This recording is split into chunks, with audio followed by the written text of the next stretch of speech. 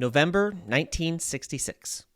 Stephen Stills, yes, that Stephen Stills of Crosby, Stills, and Nash, witnessed something and wrote a song about it. And trust me, you know the song. It's called For What It's Worth, but you probably don't know it as much by the title as you do by the opening lyrics or the opening beat or the chorus itself. Play any one of those parts and nearly every single one of you knows exactly what song this is. Buffalo Springfield recorded it on December 5th, 1966. There's something happening here, but what it is ain't exactly clear.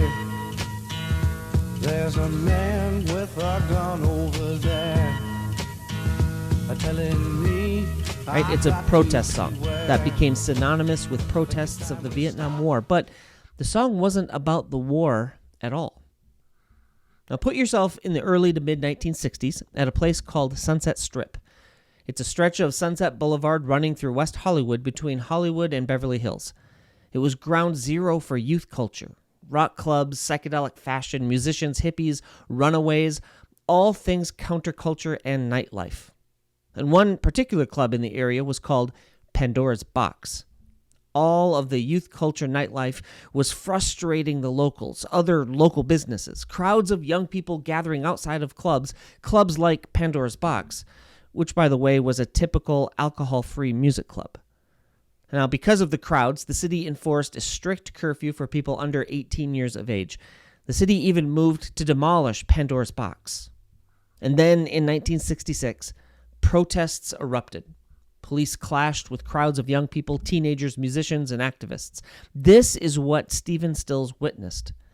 He saw the tension and the riots. This is what caused him to write those words, "There's something happening here." The song, For What It's Worth, would top the charts by March of 1967. And as I already said, history would later try to make it about the Vietnam War. But Stills himself tried to correct that narrative for decades. It wasn't about a war overseas. It was about something closer. A generational earthquake, a spiritual hunger, a culture telling its young people, you don't belong here. Stills was paying attention because something was happening. Stills saw it and named it. Stills was practicing a little-known skill, whether he knew it or not, called semiotics, paying attention to the signs, reading what's actually happening underneath what appears to be happening. Now, there's a lot I could say about the practice of semiotics. I touch on it a bit in my book, but even though I only touch on it a bit, the reality is that the entire contents of the book is an example of the practice itself, the practice of paying attention. Now, try this. Finish this phrase. Red sky at night, sailors. Red sky in the morning, sailors take. Now, do you know where that comes from? It comes from the Bible, actually, Matthew chapter 16. And here's what the verse says. When evening comes, you say, it will be fair weather, for the sky is red. And in the morning, today it will be stormy, for the sky is red and overcast. You know how to interpret the appearance of the sky, but you cannot interpret the signs of the times. That's Jesus talking to the religious leaders, kind of rebuking them almost. They can pay attention to the sky, but they don't even know what's going on in the world around them, so to speak.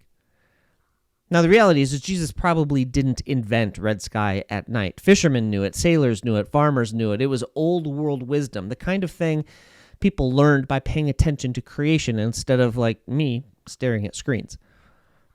But Jesus grabs that common phrase and turns it into a theological indictment. You can read the sky, but you can't read your own moment in history, he says to the religious leaders of the day. And actually, as much as we'd all like to give Jesus credit for cool ideas like this, he isn't the first in his tradition to make this phrase theological. The practice of paying attention is a part of Jesus' religious tradition long before he says it and makes that connection. Back in 1 Chronicles, all 12 tribes show up to support King David. Right? Thousands of warriors, swords, shields, military muscle. But then the chronicler suddenly pauses over this one tiny tribe. Issachar. They barely send anybody compared to the others, and yet they get one of the most haunting descriptions in the entire passage. They get to the tribe of Issachar, and it says, they sent men who understood the times and knew what Israel should do. That's it. That's the whole commendation. Not their weapons, not their numbers, but they could read the moment. And they felt history shifting under their feet before anyone else noticed even the tremors. That's the same current Jesus is standing in. Watch the sky. Watch the crowds. Watch the anxiety. Watch what people worship. Watch what they fear. Watch what they refuse to question. The Bible assumes that creation itself is communicating constantly, right? The prophets read economies. Jesus reads dinner tables. Paul reads altars to unknown gods. Biblical faith is not to escape from this world in order to get to some barely defined heaven. It's radical attentiveness to the world we are in right now. And that the Issacharian practice of paying attention, that's what this book is trying to do. What the book hopefully gets released here very soon. That's what this book is trying to get all of us to do.